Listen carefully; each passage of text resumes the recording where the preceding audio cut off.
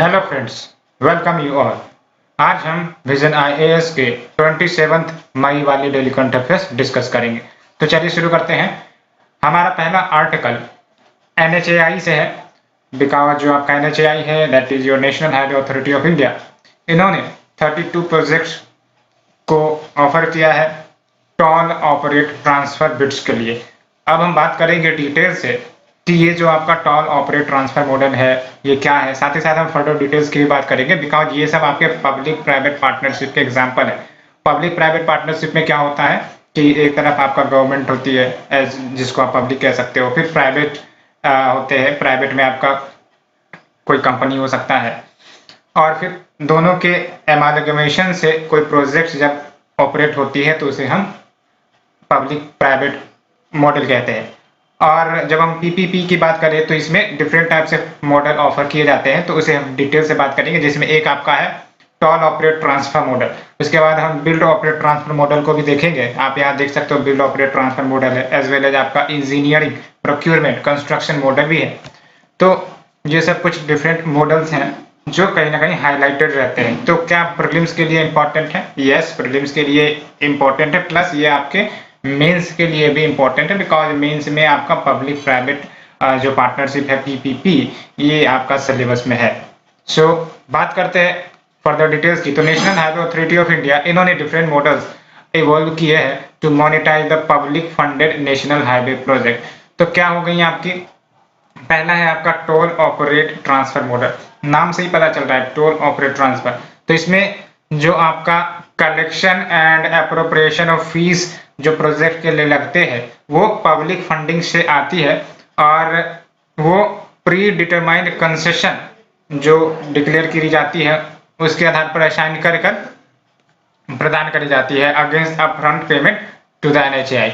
और इसमें इंपॉर्टेंट बात यह है कि ऑपरेशन एंड मेंटेनेंस ऑब्लिगेशन ये किसके साथ रहता है? कंसेशनर के साथ में till the completion of concession period, है ना। तो ये बातें हो जाती है। जो दूसरा है आपका बिल्ड ऑपरेट ट्रांसफर मॉडल।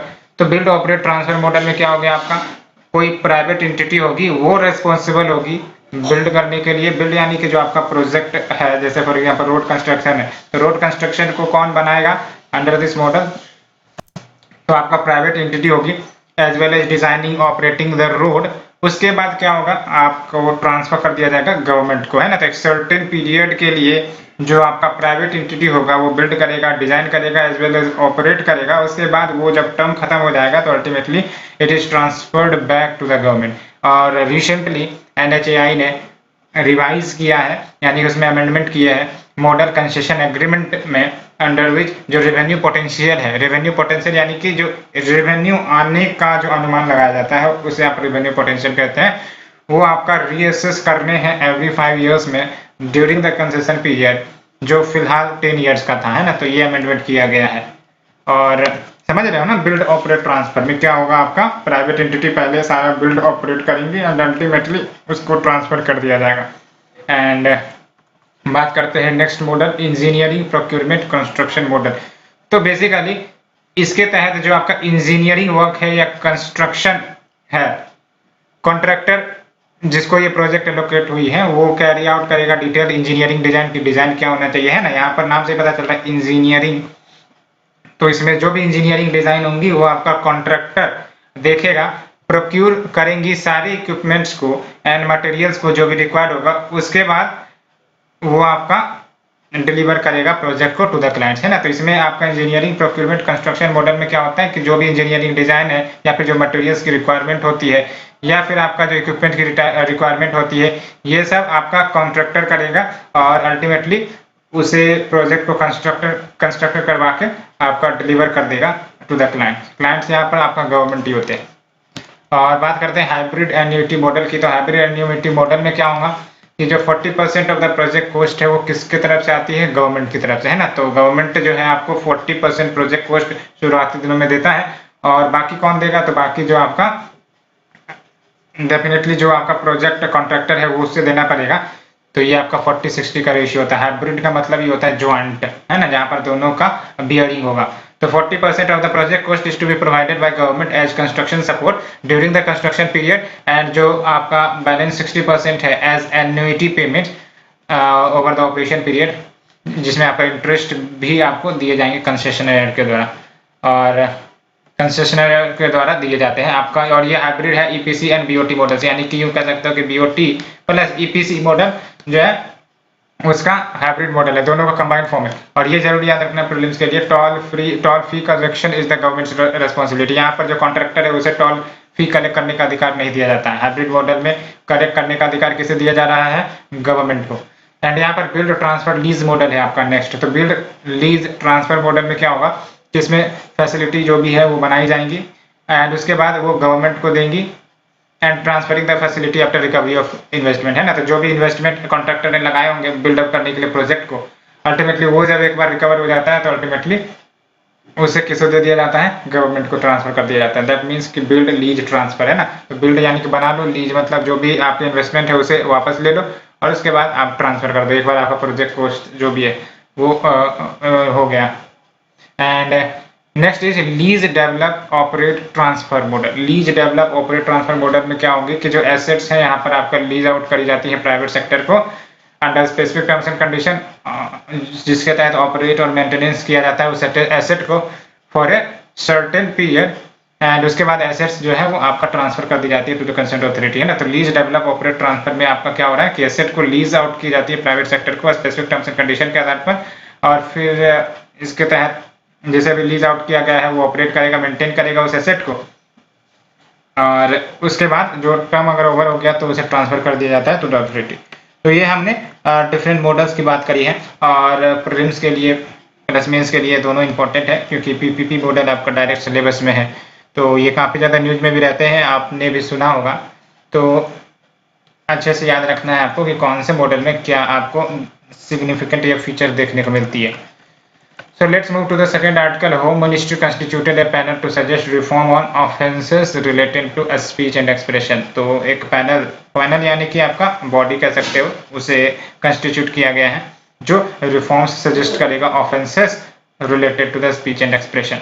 और सबसे इंपॉर्टेंट बात तो आप हमें ये बताइए, right to speech and expression हमारे फंडामेंटल राइट के किस आर्टिकल से बेसिकली बिलोंग रखता है? आर्टिकल 18, आर्टिकल 19, आर्टिकल 20, आर्टिकल 21, ये आप बताइए, ऑप्शंस आपको दिए गए हैं। सो अगर फर्दर डिटेल्स की बात करें तो अभी भी आपको पता है कि there is no clear definition of hate speech, है ना। हेट स्पीच वैसे तो काफी ज्यादा चर्चे में रहती है, लेकिन आपको पता होगा कि legally it is not clearly defined in the British era Indian penal code. तो अभी हो क्या रहा है, जो कमिटी फॉर रिफॉर्म्स है वो बेसिकली पहली बात हेट स्पीच को डिफाइन करने का प्रयास करेंगे, क्योंकि सबसे पहली बात तो अगर किसी भी चीज को अगर इलीगल या फिर कहीं ना कहीं डिफाइन करना है तो आपको सबसे पहले उसके डेफिनेशन को ऐड करने पड़ेंगे। जब आईपीसी में आपका ऐड ही नहीं है, मतलब ही नहीं बनता हेट स्पीच का, तो कहीं ना कहीं जरूरत है कि उसे डिफाइन करने की। तो इससे पहले bureau of police research and development, इन्होंने हेट स्पीच को डिफाइन किया था। ये आपका डेफिनेशन किसके तरफ से दी गई है? Bureau of police research and development. तो ये आप भी डेफिनेशन को याद रख सकते हैं अपने मेंस के लिए। तो this body has defined hate speech as language that denigrates, insults, threatens और targets an individual which is based on their identity and other traits। other traits में सेक्सुअल ओरिएंटेशन हो सकता है, डिसेबिलिटी या फिर रिलीजन, तो ग्राउंड कुछ भी हो सकते हैं। टारगेट किए जाते हैं किसी स्पेसिफिक इंडिविजुअल को बेस्ड ऑन सर्टेन फैक्टर्स। और ये यूनाइटेड नेशन सेक्रेटरी जनरल ने भी strategy and plan of action भी रिलीज किया था ऑन हेट स्पीच, जो आपका स्ट्रेटेजिक गाइडेंस सेट आउट करता है for the United Nation system कि कैसे वो हेट स्पीच को एड्रेस करे at the national and global level. And अगर बात करें क्या क्या दिक्कतें आती है to regulate the hate speech, तो देख लो, पहली बात तो ये क्रिटिक्स आती है कि अगर आप सब कुछ को आप हेट स्पीच में डाल दोगे तो इसका मतलब कहीं ना कहीं जो एरिया है, स्पेस है क्रिटिसिज्म एंड डिसेंट का, क्योंकि फंडामेंटल राइट्स में तो डिसेंट, राइट टू डिसेंट भी है ना। तो कहीं ना कहीं ये कंफ्लिक्ट में ना आ जाए कि आपका जो एक तरफ freedom of speech and expression है जिसमें राइट टू डिसेंट एक इंपॉर्टेंट पार्ट है, और ये हेट स्पीच के साथ टकरा जाए, कंफ्लिक्ट में आ जाए। तो ये पहला इश्यूज आता है।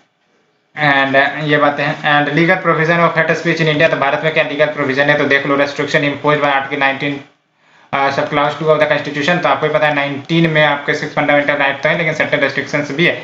और आपको पता होगा fundamental rights are not absolute but qualified, है ना। And section 124A IPC penalise sedition है ना। सेडिशन मतलब आप हमें बताइए सेडिशन का मतलब क्या होता है, काफी ज्यादा न्यूज में रहती है।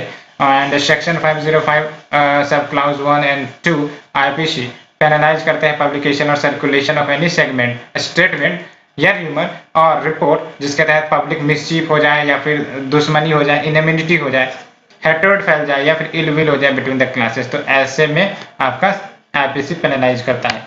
तो प्रीलिम्स के लिए पहली बात तो ये याद रखनी है कि आपको हेट स्पीच एंड एक्सप्रेशन कौन से फंडामेंटल राइट्स में आती है। दूसरा इंपॉर्टेंट बात ये याद रखनी है आपको मेंस के लिए कि मेंस में आपका हेट स्पीच क्या है और क्या लीगल प्रोविजंस है हमारे देश में हेट स्पीच को डील करने के लिए।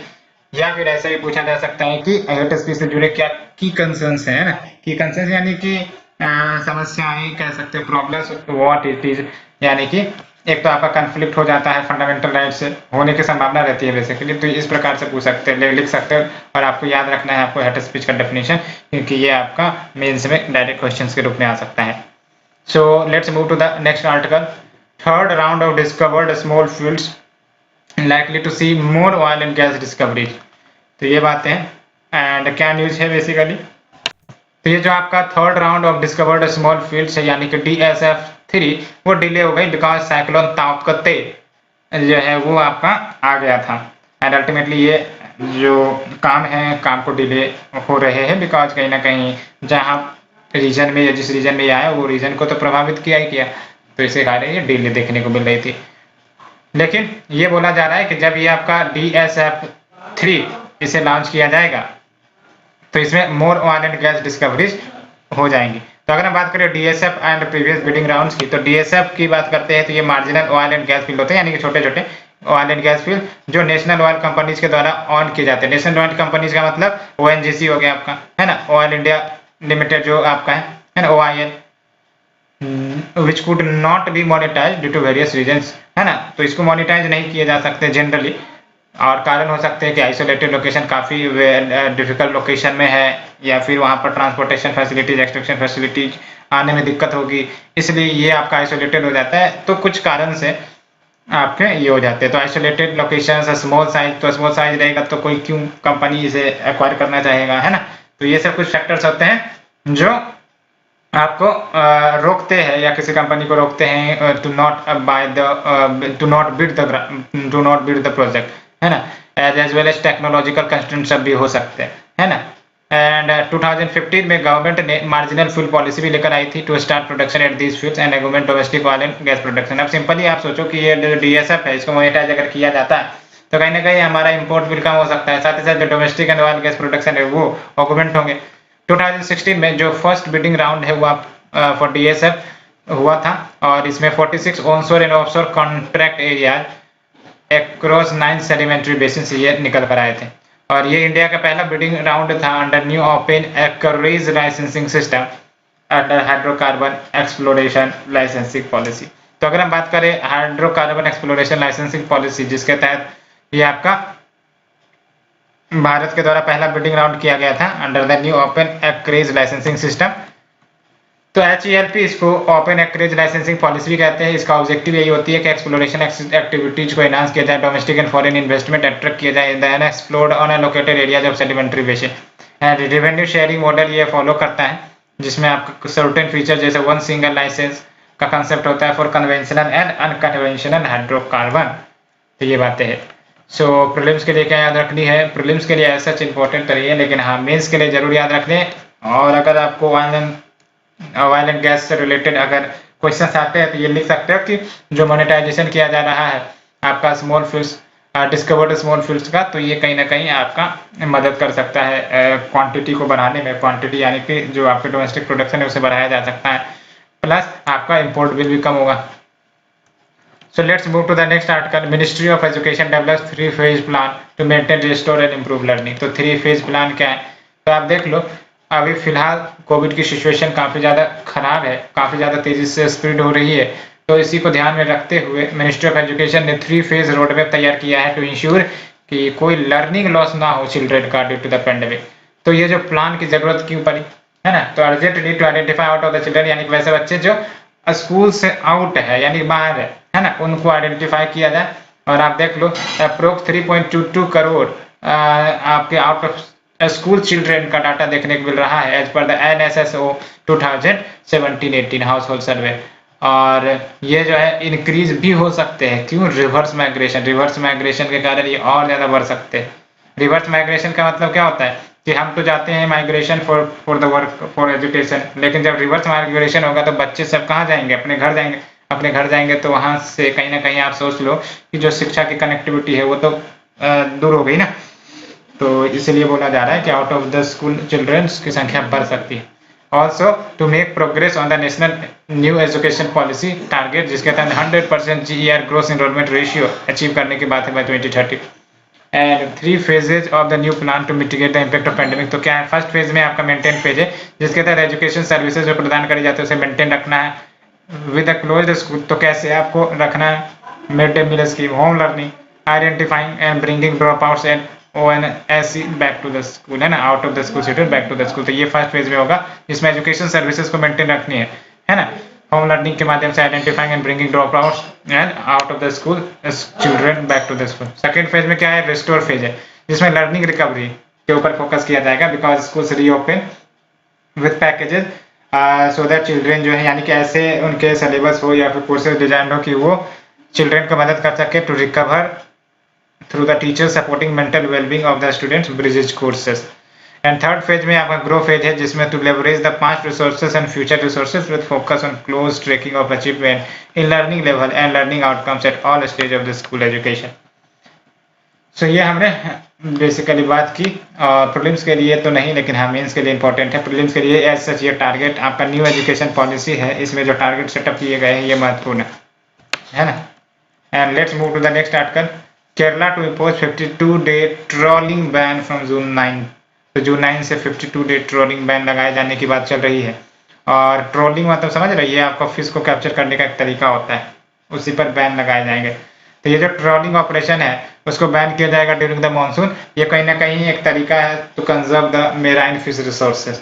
और मानसून जो है वो आपका स्पोइंग यानी कि जब आपके ईक्स जो है वो रिलीज किए जाते हैं बहुत सारे फिश स्पीसीज के द्वारा, यानी कि फिशेज जो है इस पीरियड में रिप्रोड्यूस करती है ना, मानसून पीरियड में।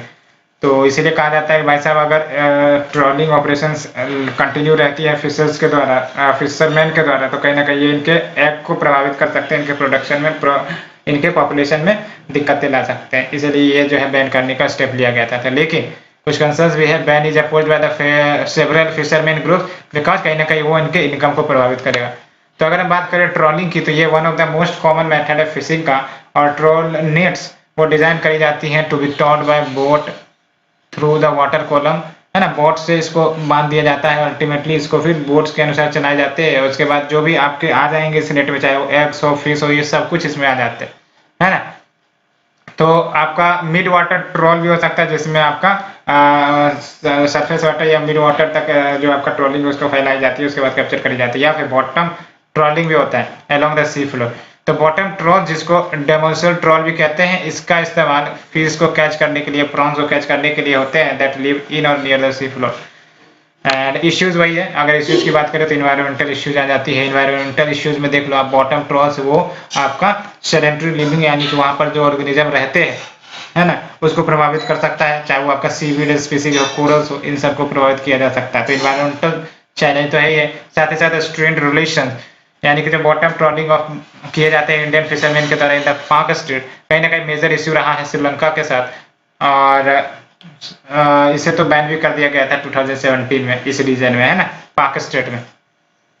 तो इसे जो है फॉरेन रिलेशंस पर भी असर पड़ सकते हैं, जैसे श्रीलंका मोस्ट कॉमन एग्जांपल है। अदर मेजर्स जो लिए गए हैं to wean away the fisherman from deep sea trawling, तो we have the schemes promoting seaweed farming and sea cage farming, and we have the other schemes subsidy for conversion of trawler into resource specific deep sea vessel. तो ये सब बातें हैं। सो अगर हम बात करें फिशरीज सेक्टर के क्या स्टेटस है भारत में, ये आपको याद रखने। Total fisheries potential of India वो आपका एस्टिमेट करी गई है 22.31 मिलियन मेट्रिक टन 2018 में। एंड इसमें से क्या जो मेराइन फिशरीज पोटेंशियल है वो आपका 5.31 million metric tonne stand out होता है। And the inland fisheries potential वो आपका 17 मिलियन मेट्रिक टन। आपको याद रखने कि हमारे देश में इनलैंड फिशरीज जो है वो काफी ज्यादा होते हैं as compared to the marine fisheries. ये डाटा आपको याद रखनी है। Many fisheries resources are spread along the country's vast coastline and 2.02 million square kilometre exclusive economic zone and फिर आपका 0.53 million square kilometre continental shelf area. आपको ये पता है, ज्योग्राफी में आपने पढ़ा होगा कि ये आपका ये आपका लैंड मास है और ये आपका सी है, तो यहाँ आपका जो है कॉन्टिनेंटल शेल्फ होता है, फिर कॉन्टिनेंटल स्लोप होते हैं, है ना, फिर आपका एक्सियल प्लेन होते हैं, है ना, तो ये आपने पढ़ा भी होगा ज्योग्राफी में। And the sector also has huge employment potential, तो ये बात तो है ही। सो प्रीलिम्स के लिए आपको याद रखना है कि हमारे देश में इनलैंड फिशरीज काफी ज्यादा अमाउंट में वैल्यू में होती है as compared to the marine fishery.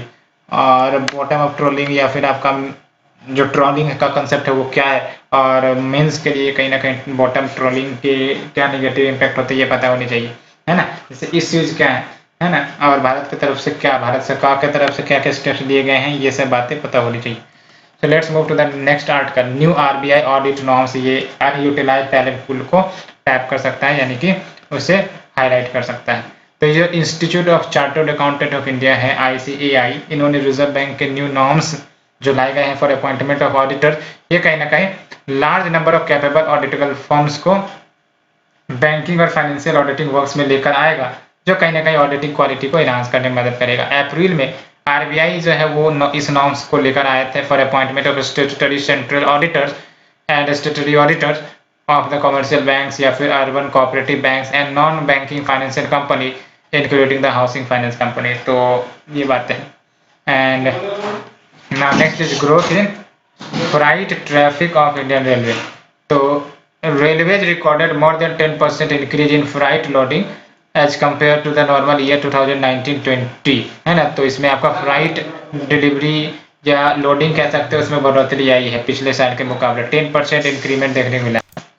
Factors जो रिस्पॉन्सिबल है उसकी बात करते हैं कि आखिर ये ग्रोथ क्यों हुई है। तो लार्ज नंबर ऑफ कंसेशंस जो है वो दी गई थी इंडियन रेलवेज में, so that railway freight movement attractive बनाया जाए, क्योंकि अभी फिलहाल के स्टेटस अगर देखा जाए तो जो आपका फ्राइट ट्रैफिक है इंडियन रेलवे में काफ़ी ज़्यादा अच्छी नहीं है, तो इसके लिए स्टेप्स भी लिए जा रहे थे। तो आप देख लो, कंसेशन दिए गए सो दैट आपका जो शिफ्ट है to the Indian railway freight movement या लोडिंग वो बढ़ सके।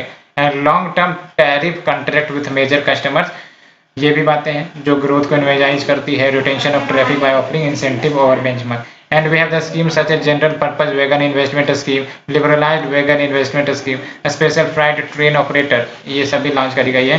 एंड फ्लाइट स्पीड जो है वो डबल करी गई है ओवर द लास्ट 18 मंथ्स, क्योंकि आप समझ सकते हो अगर डिले नहीं हो तो इससे जो आपके प्रोडक्ट डिलीवरी है वो टाइमली हो सकते हैं, तो इस पर विश्वास जमता है। तो आपका डेडिकेटेड फ्लाइट कॉरिडोर का भी कंसेप्ट है, जिसके तहत स्पीड को बढ़ाने की, जो डिलीवरी ऑफ प्रोडक्ट्स है उसे बढ़ाने की बात करी गई थी। And we have the ricochet impact. तो रिकोचेट इम्पैक्ट क्या है भाई साहब? तो IMF ने वार्न किया है रिकोचेट इम्पैक्ट हो सकते हैं एडवांस इकोनॉमीज के ऊपर, बिकॉज जो इमर्जिंग मार्केट नेशंस है वो स्ट्रगल कर रही है to deal with the pandemic induced economic crisis, आप देख ही रहे हो ना। एंड ये आपका जब आपके इमर्जिंग मार्केट नेशंस प्रभावित हो गए तो जाहिर सी बात है ये नुकसान डेवलप्ड वर्ल्ड को भी कर सकते हैं। तो अगर हम बात करें रिकोचेट इम्पैक्ट को, जिसे ट्रांसफर इफेक्ट भी कहते हैं, इसमें क्या होता है कि जो आपका एक नेशन, लेट्स से इसको आप ऐसे समझो कि एक नेशन है ना, फॉर एग्जांपल ये इमर्जिंग मार्केट नेशन है। अब यहाँ पर पैंडेमिक आ गई, दिक्कतें आ गई, इकोनॉमिक क्राइसिस आ गई। अब ये जो भी मटेरियल सप्लाई करते थे, जो भी ट्रेड रिलेशन इनके थे डेवलप्ड नेशन के साथ, है ना, ये तो प्रभावित हो जाएंगे। इकोनॉमिक रूप से देखा जाए तो ये दोनों तो जुड़े थे, इनकी जरूरत इन्हें थी, इनकी जरूरत ये थी, है ना। तो डेवलप्ड कंट्रीज को भी नुकसान हो जाएंगे बिकॉज कि आपका इमर्जिंग मार्केट नेशंस को नुकसान हो रहे हैं। तो यही होती है ट्रांसफर इफेक्ट, यानी कि एक का गुस्सा दूसरे को ट्रांसफर कर देना, यानी कि एक की इश्यूज, एक के जो निगेटिविटीज है वो दूसरे के ऊपर जब ट्रांसफर हो जाती है तो उसे हम रिकोचेट इम्पैक्ट कहते हैं इन इकोनॉमिक्स। तो negative impact on one who help other. And today जो रिस्क है of increase in interest rate, जहाँ पर लिटिल या फिर नो ग्रोथ होते हैं एमंग द इमर्जिंग नेशन, वो उनकी एबिलिटी को लिमिट कर सकते हैं to service debate, hurting the developed nation as well as global supply chain. तो क्या की बात करते हैं world meteorological organisation annual climate update report की।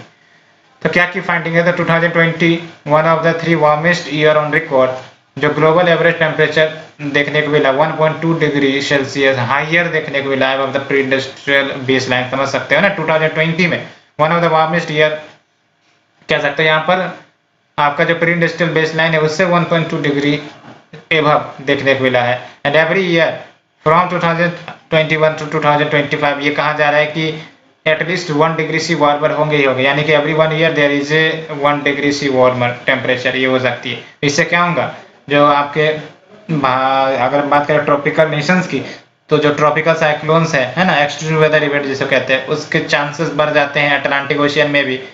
That Africa, Sahel and Australia will likely to wetter, and जो south west of North America वो आपका ड्राई हो जाएगा। तो ये देख लो अब क्लाइमेट चेंज हो सकते हैं in the same certain locations, है ना। And WMO uses temperature data from multiple sources including NASA and National Ocean and Atmospheric Administration जैसे आपका NOAA। And let's move to the next one, global satellite communication firm gets government signal booster. तो ये जो आपका telecom engineering centre है which comes under department of telecommunication, इन्होंने amendment करी है to standards for international requirement for communication, और ये इनेबल करती है ग्लोबल सैटेलाइट कम्युनिकेशन कंपनीज को, जैसे आपका वन वेब हो गया which is a consortium group led by the Airtel and Elon Musk Starlink project, जिसके तहत हाई स्पीड ब्रॉडबैंड सर्विसेज प्रदान करी जाएंगी more effectively to the customers in India. और ये जो अमेंडमेंट है वो सैटेलाइट कम्युनिकेशन अलाउ करेंगी to use the high speed capacity Ka band between 27 GHz and 40 GHz for both broadband and broadcasting services like direct to home. Currently they are allowed to use only C and Ku band. So बात करते हैं lunar eclipse and super moon, ये news में रही थी, है ना। तो जब हम बात करते हैं लूनर एक्लिप्स की, यानी कि जिसको आप चंद्र ग्रहण भी करते हो, ये आपका अकर होता है, यानी कि इसको होने की जो आपकी नियम है वो तब होती है जब सन अर्थ एंड मून ये स्ट्रेट लाइन में हो जाती है ना। यहाँ आप देख लो, ये आपका लूनर इक्लिप्स है ना, ये आपका सन है, यहाँ पर अर्थ है, और यहाँ देख लो मून है ना, ये सब एक लाइन में। फिर यहाँ पर भी देख लो, यहाँ पर सन है, यहाँ अर्थ है, फिर यहाँ पर अगर मून एक लाइन में आ जाती है तो फिर आपका हो सकता है ना, यहाँ पर सन है, तो इस हिसाब से आपका होता है बेसिकली आपका लूनर इक्लिप्स, है ना। तो lunar eclipse when sun earth and the moon are in straight line in plane of ecliptic and earth lies between sun and moon, ये जरूर याद रखना है। जब भी लूनर इक्लिप्स होगा तो अर्थ जो होगा वो सन और मून के बीच में होगा, तभी जाके ये लूनर इक्लिप्स होंगे, तभी जाके सन के जो आपके लाइट है, रेडिएशन है, वो मून पर नहीं पड़ेंगे जब अर्थ बीच में आ जाएगा। और जो लूनर इक्लिप्स है वो 3 प्रकार के हो सकते हैं। एक तो टोटल लूनर इक्लिप्स, जब moon exactly in the plane of ecliptic, जिसमें अम्ब्रा या फिर inner part of the earth, वो आपका शैडो है ना falling on the lunar surface, तो ये आपका अम्ब्रा है ना। ये देख लो, ये इमेज सन है, ये अर्थ है और ये मून है ना। तो सन के जो भी लाइट्स हैं वो अर्थ के ऊपर पड़ रहे हैं, लेकिन अर्थ का जो शैडो है वो एक्सटेंड हो रहा है मून के ऊपर, और जो अम्ब्रा फेज होता है वो डार्केस्ट फेज होता है, जहाँ पर आपका देख सकते हैं ना। अदरवाइज यहाँ पर अगर आ जाएगा तो हल्की लाइट्स आपको दिखेंगे, लेकिन यहाँ पर अगर आ जाएगा तो कुछ भी लाइट्स आपको नहीं देखने को मिलते, तो डार्क फेज हो जाता है ना। तो total lunar eclipse, partial lunar eclipse में क्या होगा, जब moon is closer to the plane of ecliptic, जहाँ पर अम्ब्रा जो है covering only a part of the lunar surface, और पेरोनम्ब्रल लूनर इक्लिप्स में क्या आती है, when moon passes through the partial shadow of the earth, that is penumbra, है ना। जब मून इधर से इधर पास करेगा तो पेनम्ब्रा हुआ। एंड सुपर मून की बात करें तो अक्सर ड्यूरिंग द फुल मून या फिर न्यू मून, एंड ये आपका सुपर मून इसलिए कहा जाता है because it is closest to the earth in its perigee, काफी ज्यादा नजदीक रहता है, इसलिए आपको मून जो है काफी ज्यादा साइज का देखने को मिलेगा। तो ये हमने आज का डिस्कशन कवर किया फ्रेंड्स, एंड होप आप लोगों को पसंद आई हो, और अगर पसंद आ रही है तो प्लीज लाइक शेयर सब्सक्राइब जरूर करें। Thank you friends, thank you very much.